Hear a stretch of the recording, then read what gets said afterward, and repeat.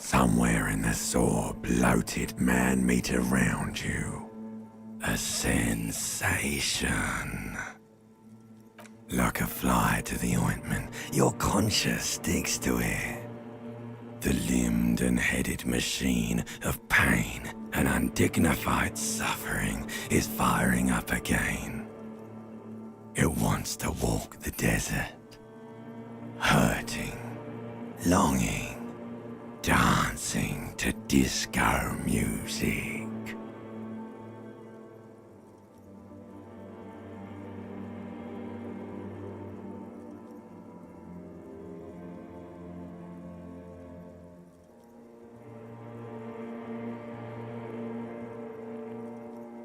The stench of liquor rises from your mouth, and with it, an ungodly headache.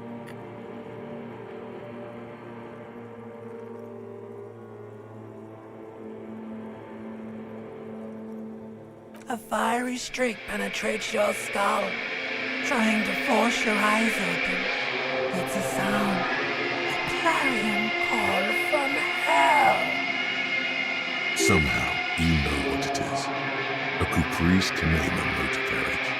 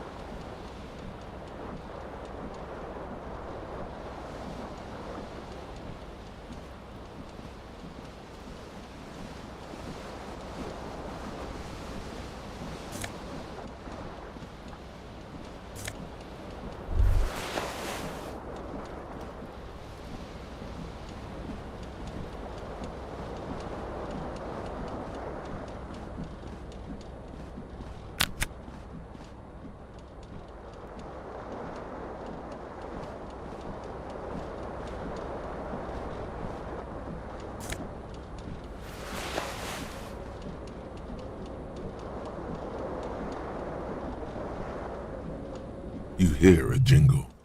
Keys are clinking in the pocket of your flare-cut pants. It says, whirling in rags, on the aluminium keyring. There is a single key on the ring. The number 1 is etched on it. It should open the door. The Whirling in Rags is a hostel cafeteria on the urban coast, frequented by dock workers.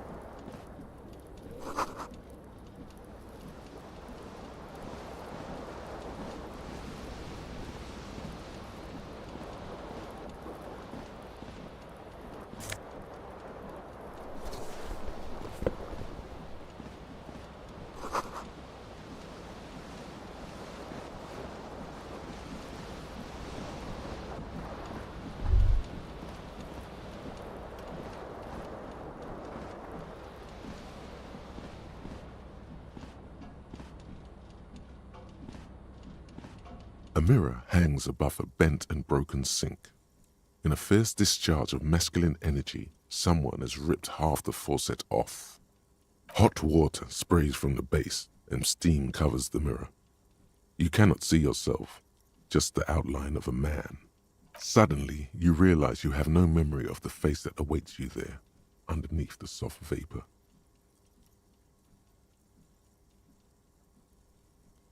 As you slowly reach your hand towards the surface of the mirror,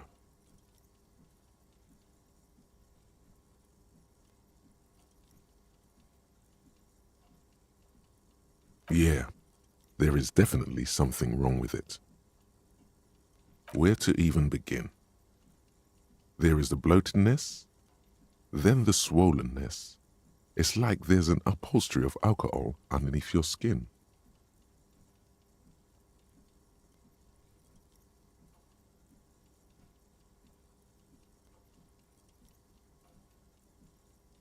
It's not. Your nose feels like a small balloon in the middle of your face. It hurts when you honk it. It doesn't appear to be a particularly tiny nose either. Not with all the drinks it's absorbed for you. It's not. It's swollen and snail-like, wriggling between your fingers. Behold. You have no idea who this thing is, do you?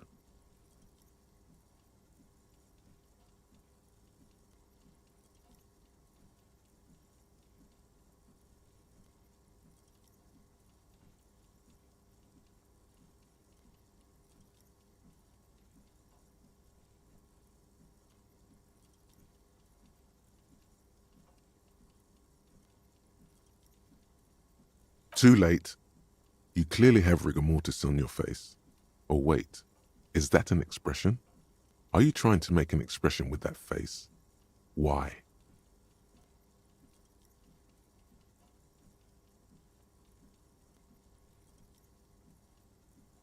Please stop. It's horrible. You're scaring yourself. You can't, can you? It's like it's not even voluntary anymore. You have worn that grin into your face, and now it won't come off. What does it even mean? What is the emotion you're trying to convey?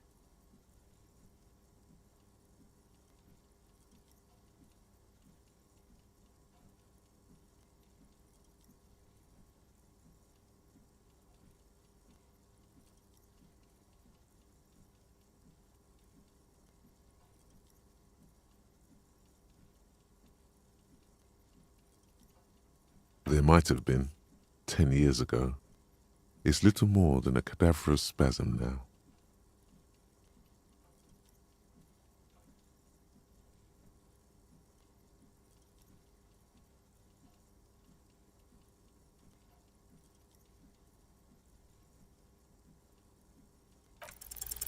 It belongs in the new, the third decade of the current century. Enough time had passed from the failure of the revolution that, for a fleeting moment, free market economy seemed like the ultimate, uncontested way of life for our species. Things were good. It was smooth sailing. People made gold and champagne-tinted interiors and facades to suit the times, calling this the new style. But more importantly, disco happened. For Revachol, your city, that meant only one thing. Guillaume le Million. If it doesn't rhyme, you're not pronouncing it right. Out of the dazzling swirl of disco music, in an open-air boîte de nuit, somewhere in Revachol West, Guillaume's blonde mane appeared on the screen. He sang some bullshit. Then he made the expression.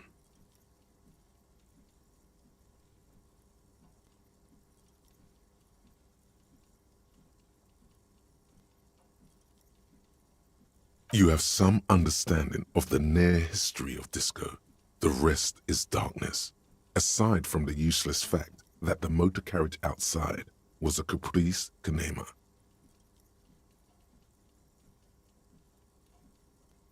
Everyone loved it. Maybe you thought some of the stardust would rub off on you. Maybe it did. Either way, it's all gone now. Only the grimace remains. The click is used to spur on a horse. It also features heavily in Guillaume le Million's regional mega hit, Don't Worry, Your Pretty Little Head. Some 20-odd years. There is a vast ocean of time between right now and the expression. Looking good on you, or anyone. Humanity has run aground in that time. It's a different world now. The expression is a relic. It doesn't have to be. You can swoon over Guillaume and his champagne-corked smile whenever you want to. Maybe some of the stardust will return.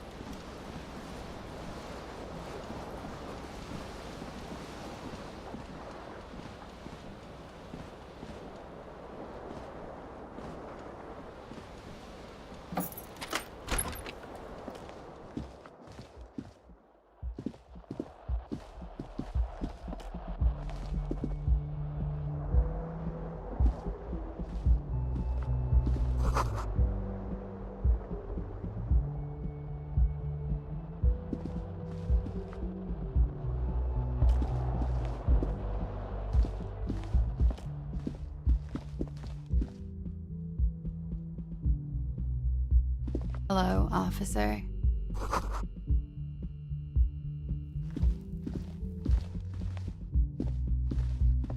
The young woman raises a cigarette to her lips. Her eyes are brown and her face is speckled with birthmarks. She can't be more than 28.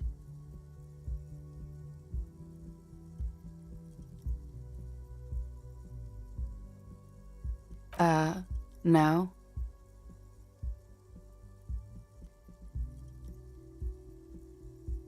Because you're a police officer, sir.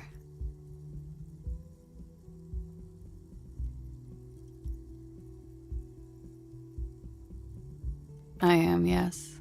Unless you've been feeding us a set of very well-rehearsed lies all this time. You've been here for 3 days, on official police business, no less. Couldn't say. In truth, so far, mostly drinking. You have no doubt about the drinking, but do you strike yourself as a tight-lipped drunk? She must have heard something.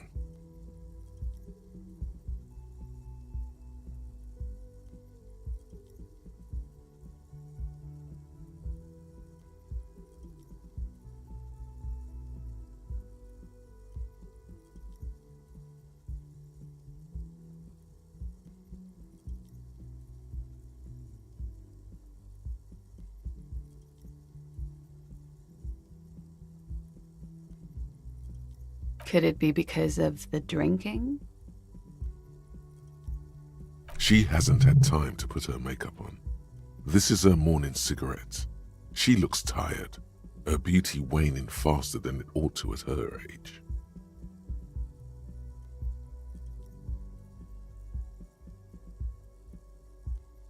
She nods.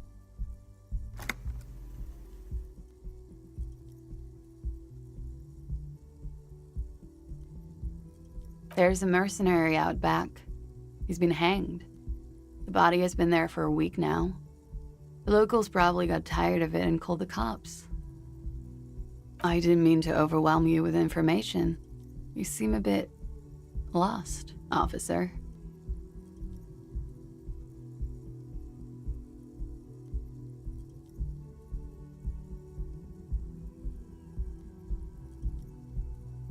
Don't be so harsh on yourself. They let almost anyone be a police officer.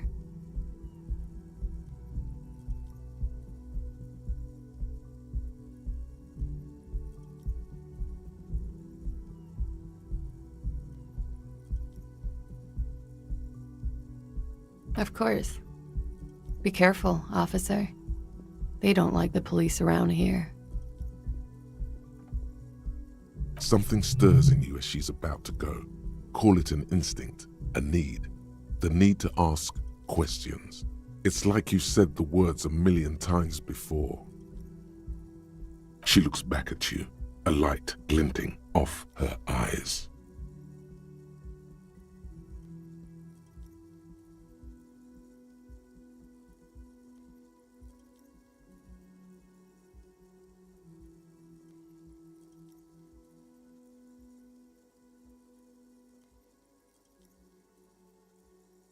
You're a cop, Harry. It is unnatural of you not to want to ask questions. Yes.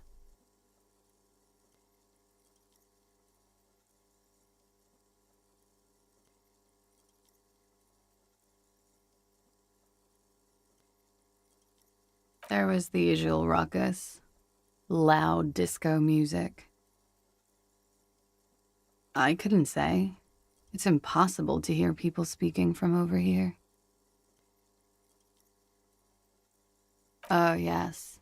Various artists. Ostentatious orchestration prime among them.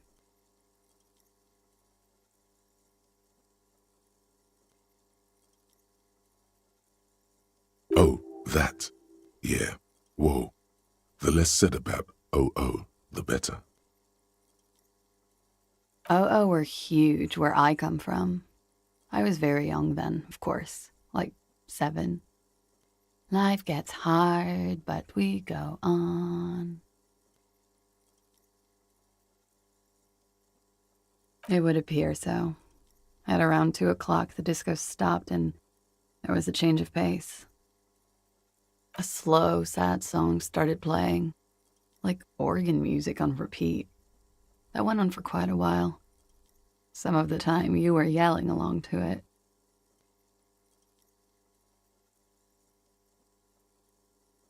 Yes, there was a church in there, a really small church, like the smallest, saddest church in the whole world.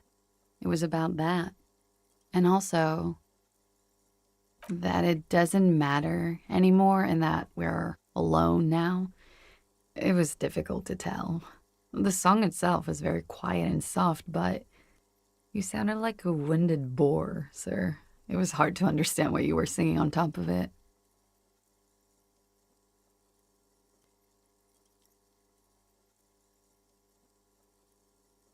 Don't be. I was going out later anyway. It didn't bother me. Then you started screaming and trashed the place.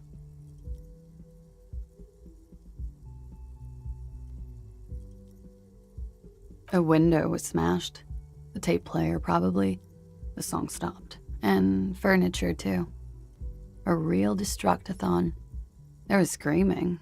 Then I think you passed out.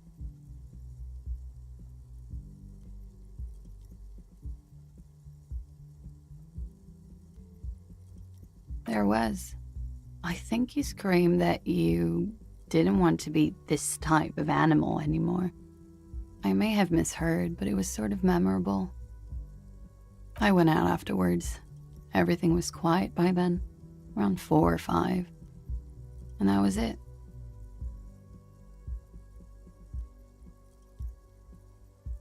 The dock workers are pretty cocky.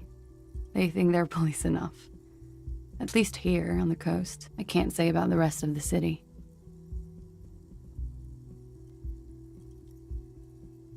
You're in a hostel, sir.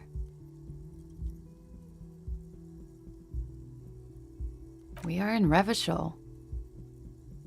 Revachol is the disgraced former capital of the world, divided into zones of control under foreign occupation.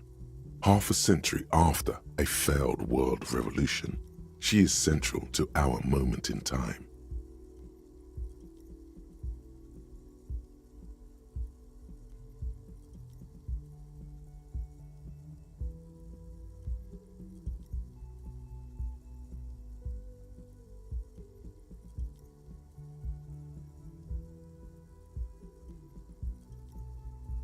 You sure look like you're from Revachol. Revachol parties. Her accent suggests she is not from around here. She's from Aranier, another part of the world. It's 51. The current century? Centuries don't have numbers, they have names. And this is the current one. Civilization has existed for 8,000 years, sir. You're right. There is nothing funny about civilization.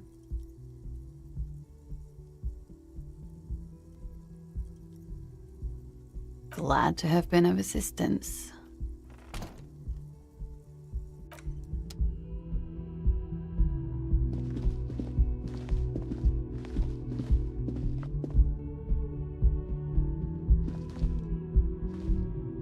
The door is closed.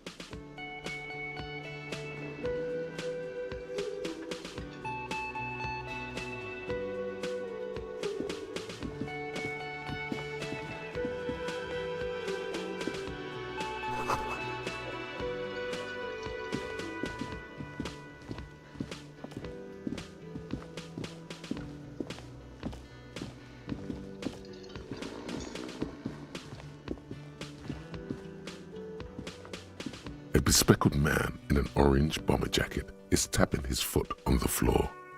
Looks like he's waiting for someone. You. As you approach, he narrows his eyes and extends his hand in greeting. On the sleeve of his bomber jacket, as well as on its back, are the same enigmatic white rectangles as on your blazer. Hello, I'm Kim Kitsuragi, Lieutenant, Precinct 57. You must be from the 41st. You realize he's waiting for your name.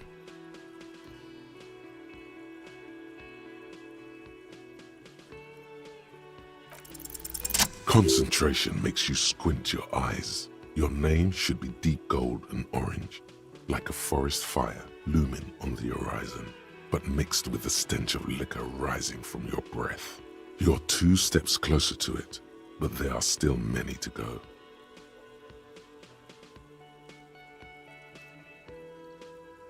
Okay then. It looks like we had a little scheduling error on Sunday. Saturday too, actually. Have you had time to talk to the manager here? What he means is, he has been trying to meet up with you for 2 days, but you have been otherwise occupied.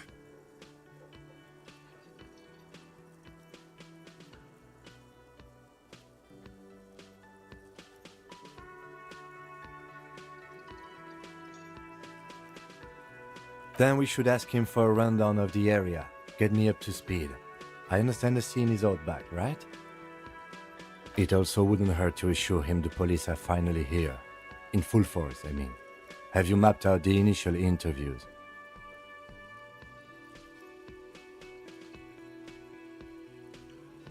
Okay, we'll have time for that after we take a look at the coroner's case. Have you removed the dead body from the tree?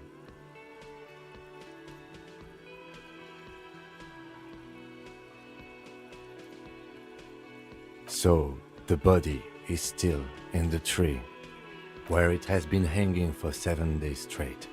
We should go there as soon as we are done talking to the owner.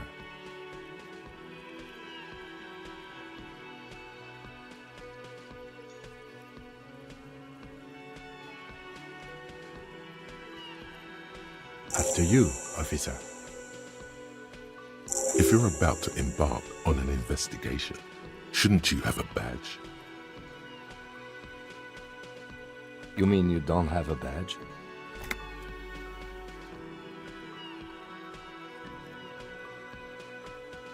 Losing your identification card is a serious matter. My vehicle has a shortwave. You can use it to report your badge missing. I advise you to try to locate it as quickly as possible, but getting the body down should still take precedence. Lieutenant Kitsuragi is now in your party. You can talk to him whenever by interacting with him.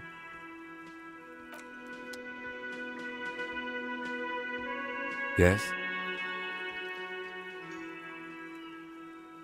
No response. He just arches his brow. He's having trouble processing it, believing it even. Have you tried concentrating on something other than your personal affairs?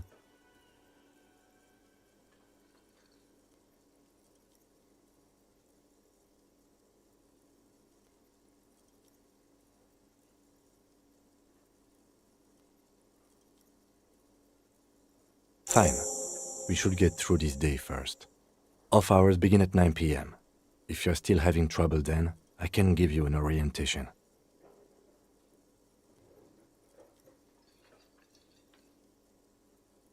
Focus on other people's troubles, not your own.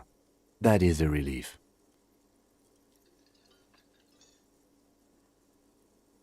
Have you tried concentrating on something other than your personal affairs? Not a fan. It's just the nature of lieutenancy.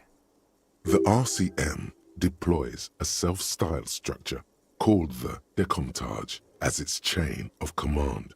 Every lieutenant is responsible for 2 sergeants and 8 officers.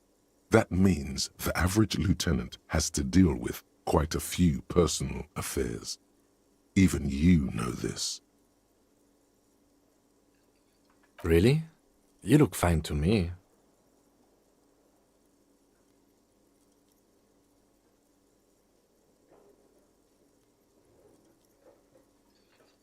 This psychodrama is unbecoming of an officer. Clearly, he prefers to think you're malingering. He cannot fathom that anyone could drink so much as to retroactively erase their entire life. Then you should consider seeking medical attention. You can use the radio in my kinema to call your station's Lazareth. Was there anything else you wanted?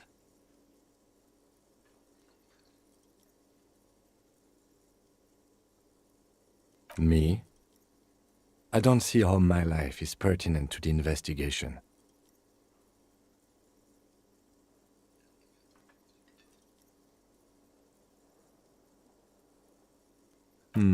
That's a fair point. All right, for the good of the investigation, what do you want to know?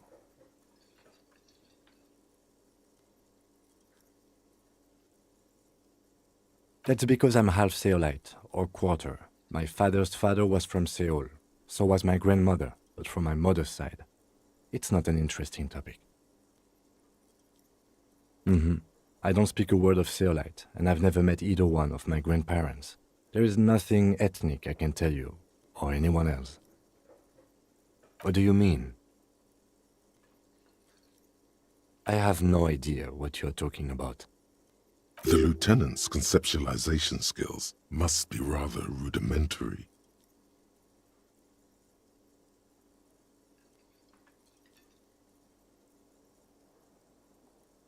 I can't say that it does, no. When I need to think, I just use my notebook.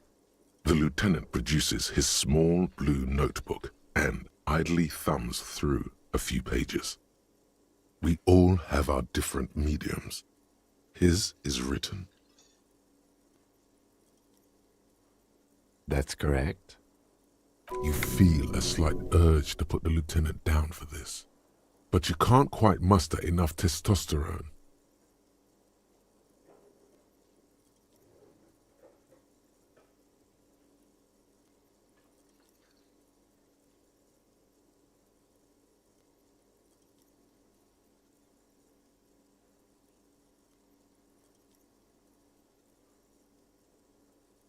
I guess you don't need glasses, then. No. Your brain sends the signal to your lips, but they refuse the order. Something is paralyzing them. You're pretty sure it has something to do with the lieutenant's eyebrow. It's like you're locked down.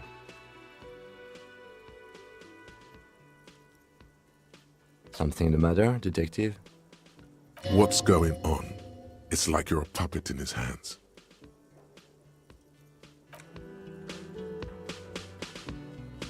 The lieutenant relaxes his eyebrow, and you seem to regain control of yourself. Good. Let's change the subject. Excuse me?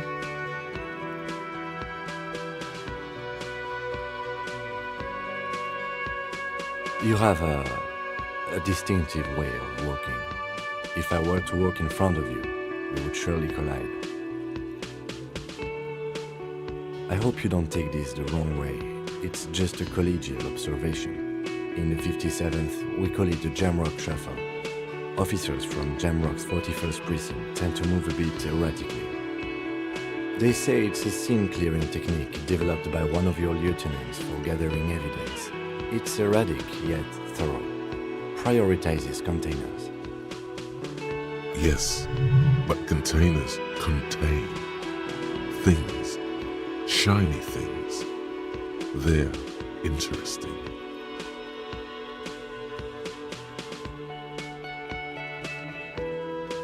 He simply nods. What do you want to know?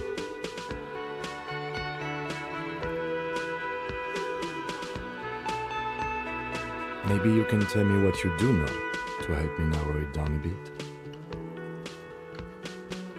Then you are not that far behind, actually. Do you want me to brief you? 3 days ago, the RCM Emergencies Desk received a report about a security guard who was found hanged in Martinez. An anonymous caller said there was a dead body behind the Whirling in Rags hostel cafeteria. The cadaver had been there for 4 days. No one had come to investigate.